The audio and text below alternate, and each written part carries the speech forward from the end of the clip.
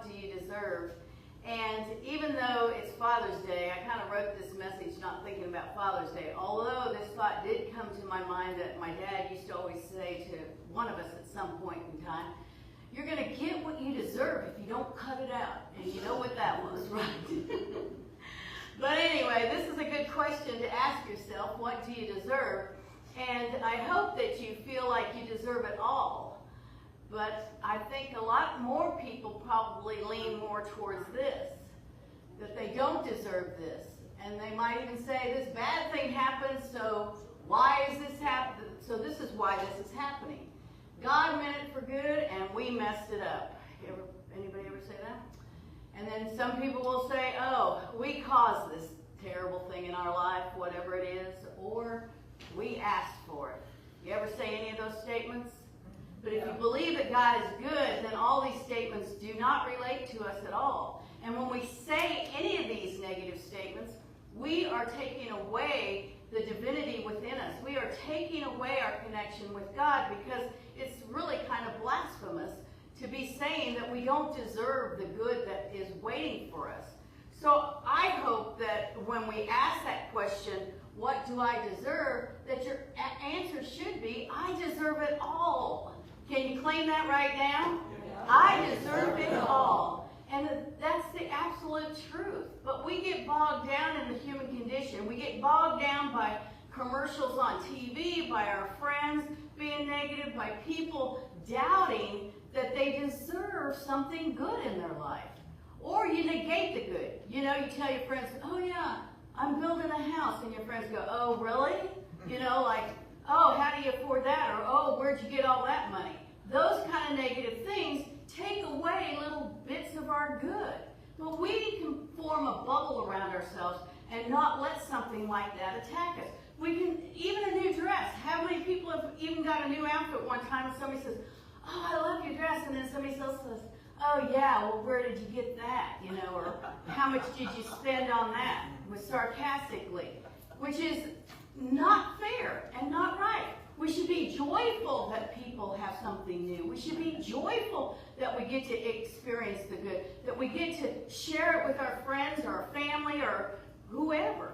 I mean, Warren's grandmother was the sweetest, kindest woman, and she wanted to share in her, she worked at Boeing, but she drove an hour to work every day from this little town outside of Wichita to work and then back home again an hour. Well, she was always so gracious and so giving. And, you know, to all the people that were in her family at the time that were living at her house or living in her little town, she was always very giving, even financially. And she'd always fix big meals, and she always wanted everybody to have plenty.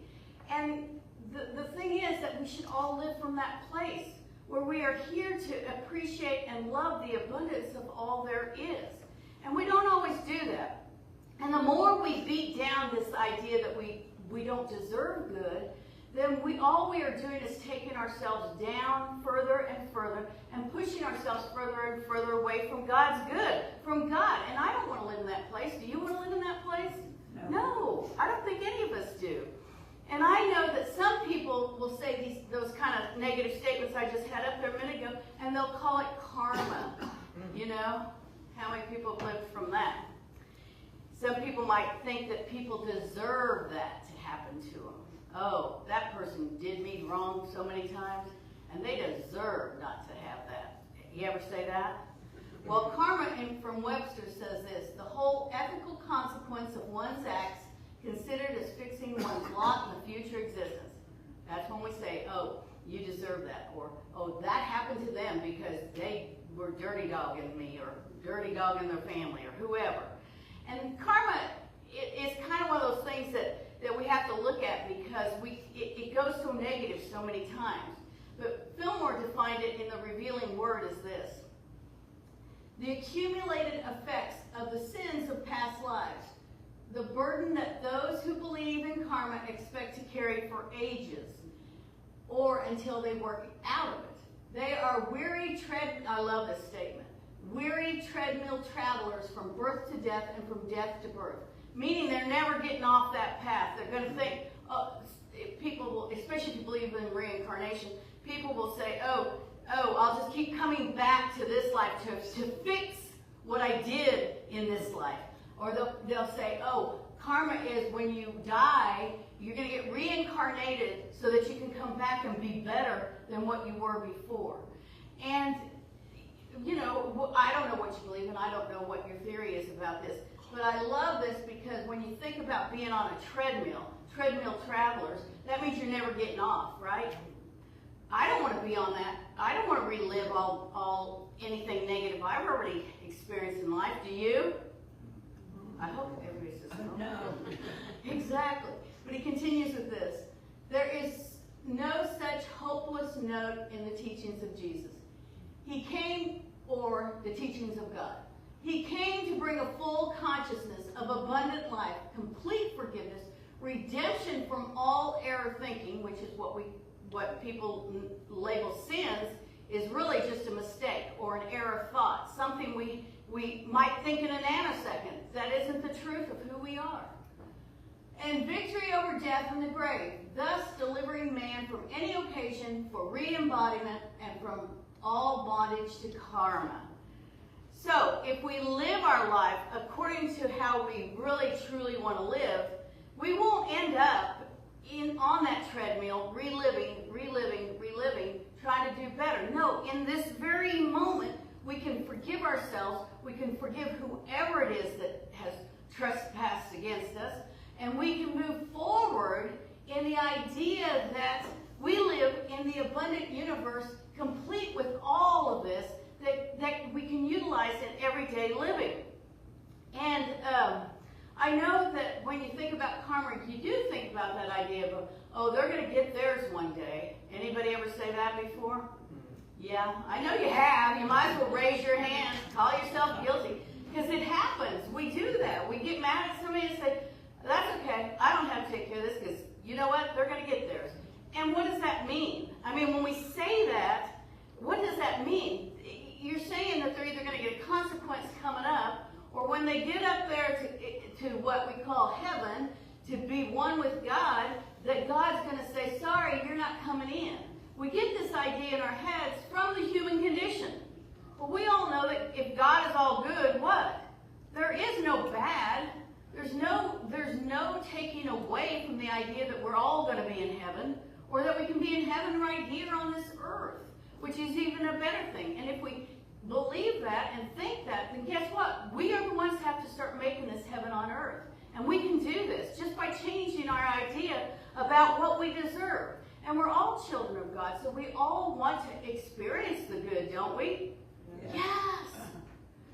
So therefore, there is no determination or judgment from God as to how you will live after death, or whether or not you have to worry about the wrath of God coming after you. Everybody do a big sigh. That should make you feel good. If you don't ever have to worry about that, that's one thing you can cross off your list and say, hey, I don't have to worry about that because God's not going to punish me. If I get punished for something or think I'm getting punished for something, guess who's doing the punishing? You. Yeah, we're doing it to ourselves. That pretty girl coming in. Anyway, so yeah, we do it to ourselves. We're the ones that punish ourselves. And do we really want to be in that state of mind or be in that whole idea of that? I don't think so. I don't think we do. So how do we get over this hiccup we have in our thoughts that we or someone else does not deserve good?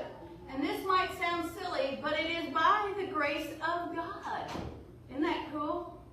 I mean, I think it's a good thing. And the grace of God blesses everyone, not just part of it. It blesses every single person.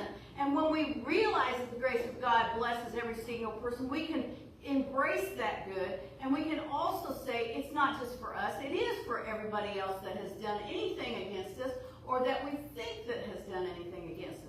We activate the grace of God. But how do we find this state of mind? I mean, we can all sit here and run words like crazy and say, oh yeah, we can do the grace of God, or we can behold the Christ in another, whatever. But we have to be able to align with the truth in order to actually live from the truth.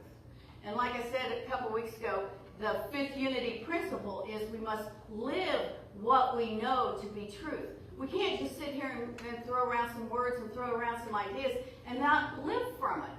You know, we can't on one hand say, oh yes, I believe in God, and then the next minute start saying negative things about anybody. But anyway, the way we can move beyond this is to align with, Warren's going to love this one, the fourth dimension. Doesn't that sound Star Wars-y? Yeah. But the coolest definition I found from Fillmore was in the book Keep a True Lent. And this is what he says. Am I there? Nope, I forgot about the grace of God. Sorry. It is from Keep a True Lent, though. Let's talk about the grace of God first. The grace of God is greater than the laws of man. Okay? So that means anything in the human condition, the grace of God is greater than that. We may make certain laws and restrictions for ourselves. Yeah, we're the ones that do it. We're the ones that set. I mean, you can prove it to yourself. You can say, oh, I'm never going to be able to do that. Or, no, I don't deserve that, and you'll never get it, will you? You never will. But the minute you say, I deserve it all, I deserve all the good, just by you saying that earlier in this message, you guys opened up a path that you haven't even experienced yet. And maybe you're feeling it tingling in your skin, that energy of God is going to come forth. I like to do this, energy of God. If you go like this, you can feel the energy in between your hands. Anyway, if we are servants of the law, our obedience is unto death. That's what we're going to think about. What I got to do before I die. If we are servants of right thinking, our obedience is unto life. Life.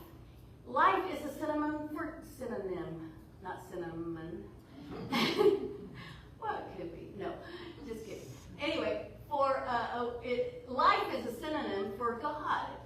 So our obedience is unto God. We're going to experience the good stuff. We're going to be there. To become recipients of that which God would bestow, we should take the element of grace into consideration. That even beyond what we ask, seek, or earn, or deserve under the law, that means your paycheck, that means any material things at all, your new outfit, whatever, we can consider it, but we don't live from that. Because whatever it is we're wanting, God is more than willing to give to us. Our desire is actually the energy of God within our soul. And if you think about what do you deserve, you'll start thinking about things that you desire. And if your soul is longing for something, then you deserve it. And you need to state that you deserve it and that you want it. And the minute you do that, you are creating an energy force that will bring it forth to you, that will bring you more joy, that will bring you whatever it is that you desire. Because the desire is that connection of that energy with God. Okay, so we're going to talk about the fourth dimension. The fourth dimension is that which embraces the other three, because, this is the third dimension. It is realization with a capital R. Again, meaning connected to God, the true realization. It's not the realization that this is wood and this is a microphone. It's the realization that we are expressions of God, that we are here to experience that. The doing away with time and space and all conditions. The fourth dimension, doing away with time, space, and all conditions. Where do we find that? Where do we find that? Away with time, space, and all conditions. We find that in prayer. We find that in meditation. We find that when we turn on our brains to say, no, don't tell me anything. Just let me align with God. And when we do that, we drop down into the space of our soul and our spirit, and we align with God. And the minute we take that breath and align with God, then everything changes. Everything changes. We don't even think about this being wood. We think of it as being the beautiful design that somebody created from the ideas that they received from God. And isn't that a better way of looking at it than seeing it as a piece of wood? We look at everything from the side of God's beauty, God's vision. So it goes on with the fourth dimension as it is the process in which forms lose their apartness and become one under divine law. we say love too if I wanted to, because it's, again, synonym. But we are all one. And when we drop down to that space of our spirit, of our soul, then we are connecting with other people, whether we realize it or not. Because in that area is where the oneness of God happens. And where where we tap into that oneness of God and can bring forth higher good, not only for ourselves, but for other people. That's where prayer is so powerful. And that's what the Fillmores proved, was that prayer can change outcomes for not only yourself, but for other people, if we allow it to happen. The human mind, with its limited reasoning faculties, is bound by time, space, and conditions. We know that. We know that we get up at a certain time in the morning, we go to work, or we come home, or we do our work at home, or we whatever, eat at a certain time. All that is limited in the human condition. But when we're not in the human condition, we are unlimited. It's all there for us to receive. It goes on with, by itself it can get no further into the spiritual realm than reason will take it. But when we invoke the aid of the Christ, so we'll go no further into the spiritual realm than reason will take it. If we have any bit of doubt or any bit of negativity, we are not going to go to the place where we could truly be free and feel the unlimited abundance of God. So that's why it's important to take that breath and realize that the breath is that energy of God. And the minute we do that, that's when all that other stuff dissipates away. All the negativity, all the doubt. Okay, where am I? But when we invoke the aid of the Christ in us, which is what I'm talking about, we go beyond reason into the realm of pure realization, being one with God, feeling it, knowing it. Then we have attained the consciousness of pure being, the fourth dimension of being. So have you ever been in that state of mind? Yes.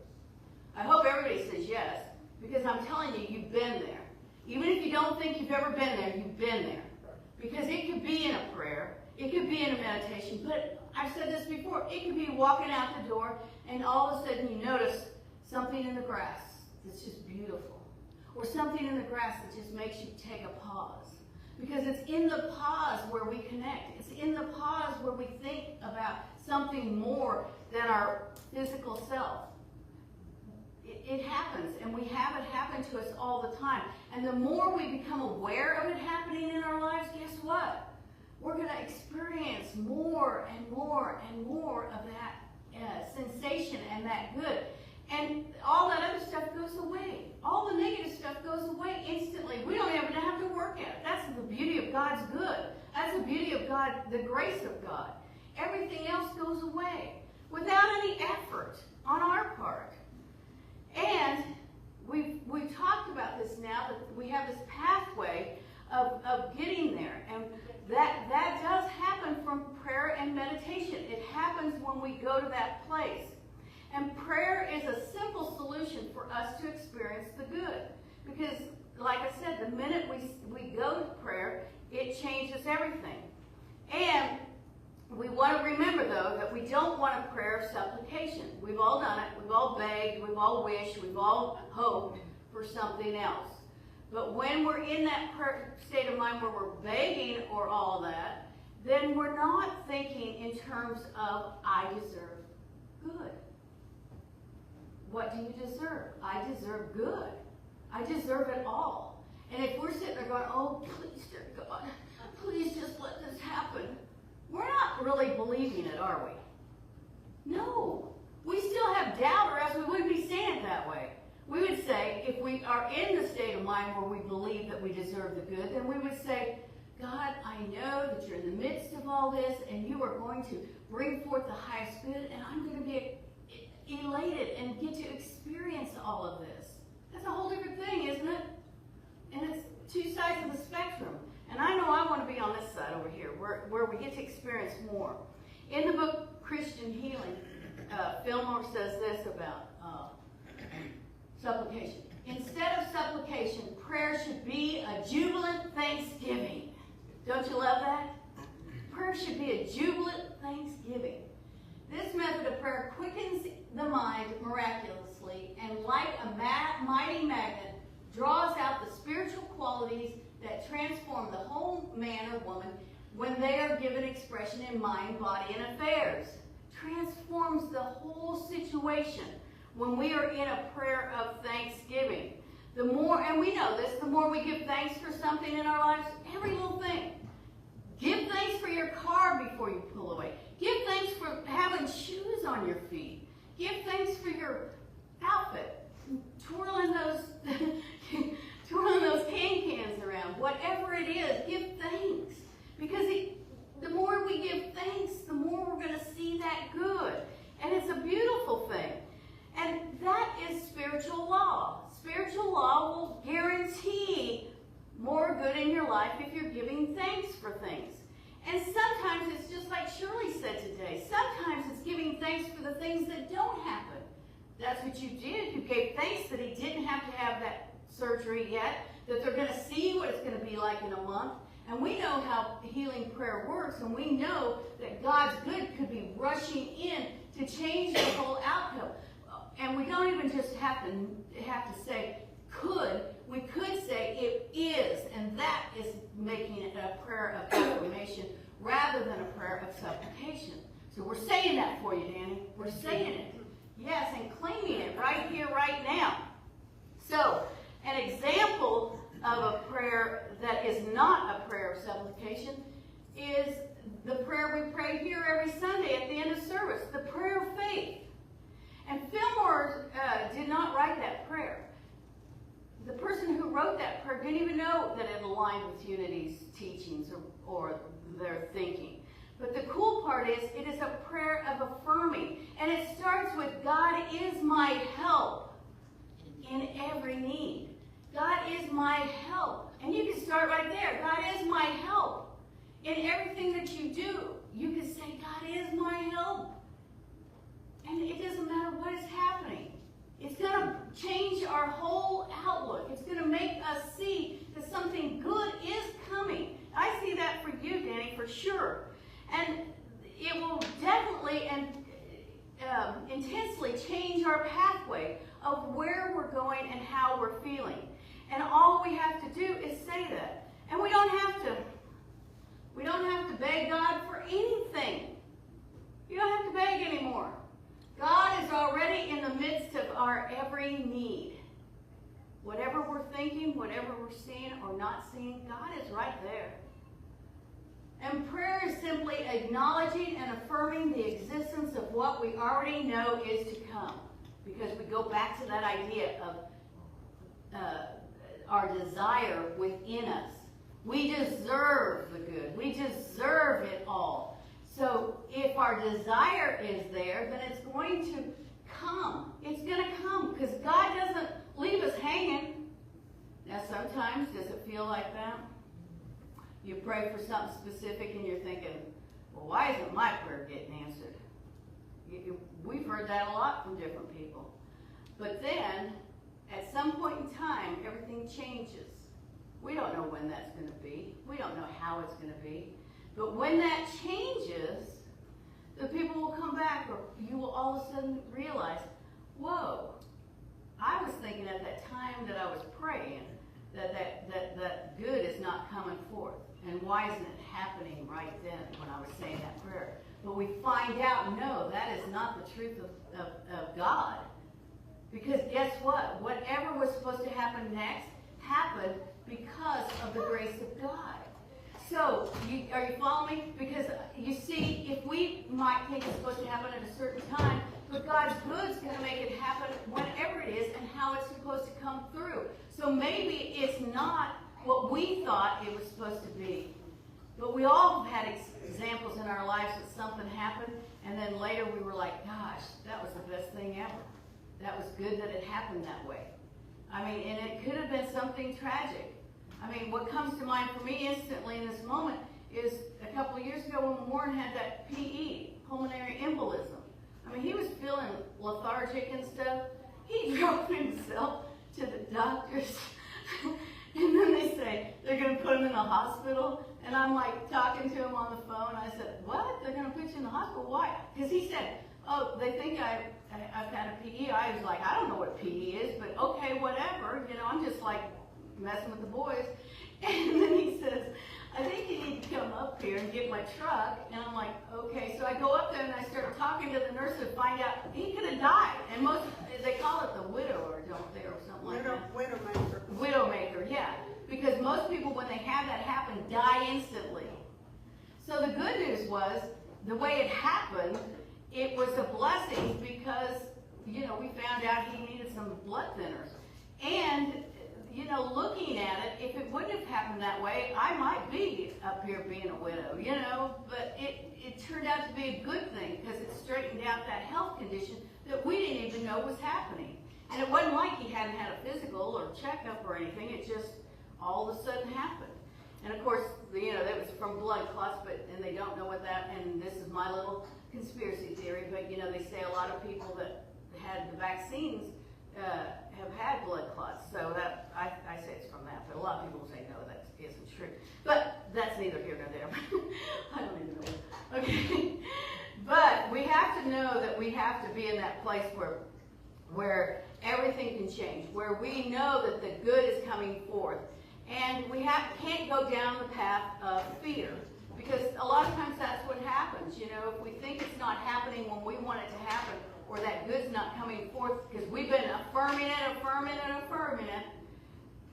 we start thinking that that's not supposed to happen. But we know that it will happen, but we can't allow fear to come in and let us doubt. Because, see, prayer is that natural thing for us, and all we have to do is begin with thank you. Did you know that? If you just start your prayer with thank you, it changes everything. Oh, I guess this is some more of that definition of the, from Dynamics for Living. It should not be inferred that the will of divine mind is to be set aside in prayer. We are to pray that the will of God enter into us and become a moving factor in our life. Not my will, but thine be done. That's what, more or less what I was saying in that whole spiel.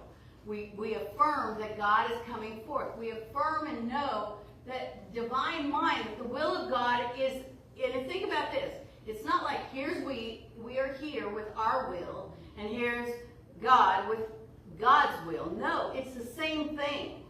Now, yes, in the human condition, sometimes we get stubborn and we say, I'm going to make it this way. But no, if we are aligned, then that is one will coming forth. The divine mind of will is coming forth to bless us. And all we have to do is acknowledge that we don't want our human condition to get in the way, that we're going to allow God's good to come forth for us. And that changes everything. So, if we start thinking about prayer and we think about this, God, okay, I had one more quote on that too. I didn't even sit there. God does not take our will from us. Rather, God gives us the utmost freedom in the exercise of the will faculty. And God also imparts an understanding of the law through the operation of which we can make any condition that we desire. And this means the spiritual law and the physical law. Whatsoever you shall ask in my name, that will I do, becomes our assurance. Isn't that great? Yeah. So let's talk about prayer finally. Begin with thank you, God, and let the words flow. A lot of people will tell me, I don't know how to pray. Believe it or not, it happens, hasn't it? Yeah, all the time. And you can pray. You just begin with thank you, God. And allow yourself, take that breath and allow yourself to say whatever comes next. Because you know whatever comes next is what's supposed to come next. So you say the prayer, whatever it is that's in your heart, that's in your soul, that you are bringing forth. And see it for yourself.